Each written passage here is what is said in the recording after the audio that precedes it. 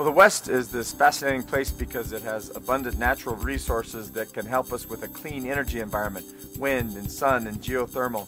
And our vision for the West is to find a way to meld those two as we go forward in the 21st century and really to create a new economy while we preserve those things that are really special about the West. We're at a very important crossroads in the West. It's both daunting and it's very exciting because we can choose a clean energy path that will strengthen our economies, it will protect our Western landscapes and way of life, it will protect our wildlife. Or we can continue on the same dirty, polluting, dangerous path that we have been, continuing to ruin our Western landscapes with coal mining and oil and gas development. It's a clear-cut choice, and we need to take the path of clean energy as quickly and as smartly as possible. We simply have to change the way we power our economy from fossil fuels to renewable energy supplies, and we have to do it very quickly. We could have national parks like Joshua Tree changing so much we could have a Joshua Tree National Park without Joshua trees. If we want a future, if we want to enjoy the fruits of this beautiful environment we live in, we're going to have to change. We're at a crossroads. We need to make some tough decisions.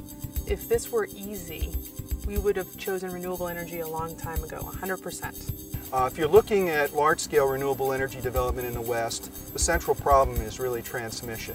In order to get that energy where the folks actually live, you need transmission to get it there. And in order to get these renewable energy resources to market, we have to get them from where they are, where the renewable energy resource is best, to the markets where people need them. And that's unusual for environmentalists because usually we've stood in the way of power lines. Now we have to figure out how to do them right, how to build them properly, how to put them in the right places, and to do it, again, very quickly. We can minimize the environmental impact of building the transmission we need to support large-scale renewable energy development if we focus that development into small geographic areas that have the best quality wind and solar resources. We know where to put renewable energy, we know where to put new green transmission lines. We need to do it in a thoughtful way. We need to plan out energy development in the West so that it minimizes its impacts on wildlife. But we know that if we do it correctly, the impacts will be far fewer than from global warming and continued fossil fuel use. We absolutely have to have more renewable energy resources. Energy efficiency has to be a part of the equation. It's quick, it's fast, it's cheap. By itself, it's not enough. In fact, no one thing is enough by itself. The best way to get ourselves out of the economic mess that we're in, nationally and internationally, is to emphasize development of a lot more renewable energy, a lot more energy efficiency. The fossil fuels are not renewable.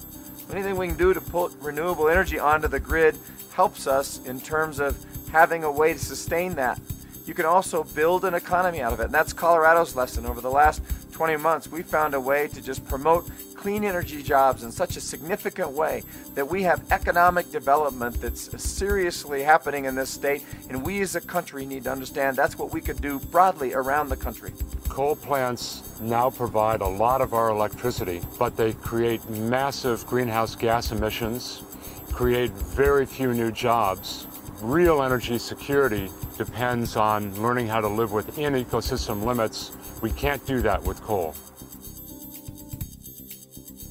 Because of the wind turbines and their ability to generate cash for the landowner, we were still able to do what we've always been able to do, farm the land and graze the land. This area will probably stay the way it is. It will stay as open, extensive, not intensive, extensive agricultural land used for grazing and growing of grain, and still be able to generate income from wind power. Works really well with us in agriculture because we still farm 98% of the ground, so we're doing that just fine. So we're still being farmers. We're providing a lot of jobs, extremely large amount of jobs during construction of these things. It's a great industry, non-polluting. I'm a strong advocate of the wind energy.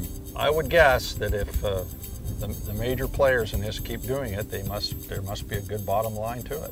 We're still producing nearly the same amount of crops, but also in a silent way, I'm also helping produce energy. Large companies come in and produce the energy and put up the facilities, but we coexist in most cases really rather well because we can still farm around it.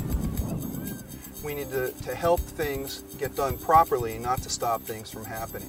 It's a historic moment where we really have to choose what kind of a globe we're going to hand on to not just our kids and our grandkids, but to the world's children and grandchildren. We're at a time where we have to really decide that we're going to address the climate issue, address it in a serious way, reduce greenhouse gases, and if we don't, then we fail to do so at our peril. That means we're at a crossroads, not just as it relates to climate policy, but also as it relates to energy policy.